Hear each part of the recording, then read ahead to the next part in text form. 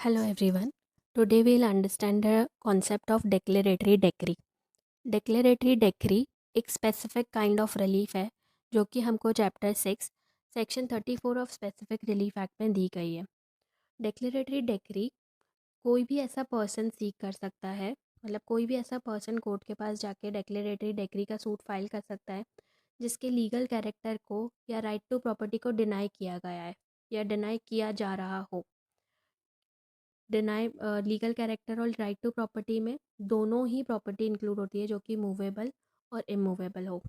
और ये particular suit उस पर्सन के अगेंस्ट लाया जाता है जो पर्सन ऐसे लीगल कैरेक्टर या राइट टू प्रॉपर्टी को डिनाई कर रहा हो। तो सेक्शन 34 हमको क्या कहता है, any person entitled to any legal character or to any right as to any property में institute a suit against any person denying or interested to deny his title to such character or right, and the court may in its discretion make therein a declaration that he and the plaintiff need not in such suit ask for any further relief।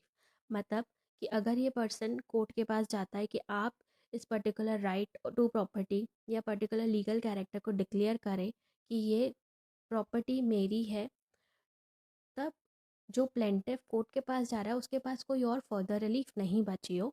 और ये court का discretion होता है depending upon the merits of case कि court उसको ये particular decree grant करता है या नहीं करता है।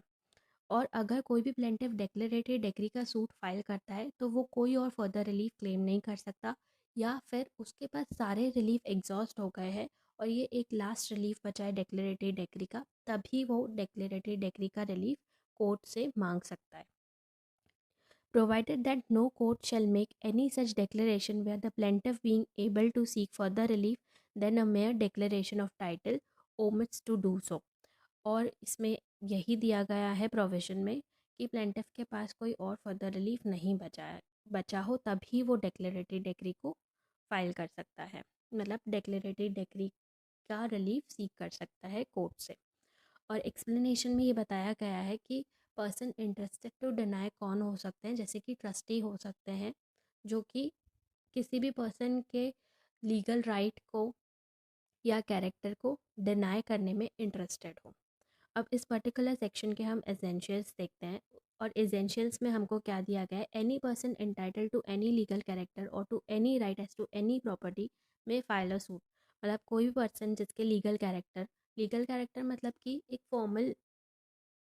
फॉर्मली लीगली जो भी डीड या कन्वेंस बनता है उसके थ्रू किसी भी पर्सन का राइट आता है किसी भी प्रॉपर्टी पे, तो वो उसका एक लीगल कैरेक्टर बन जाता है। तो अगर कोई पर्सन किसी भी प्रॉपर्टी पर अपना राइट रखता है या कोई भी उसका लीगल कैरेक्टर होल्ड करता है और उस पर्टिकुलर लीगल कैरेक्टर को या लीगल कैरेक्टर को या राइट टू प्रॉपर्टी को डिनाई किया जा सकता है जा रहा हो, तब वो पर्सन कोर्ट से डेक्लेरेटरी डिक्री के लिए डेक्लेरेटरी डिक्री का रिलीफ सीख कर सकता है।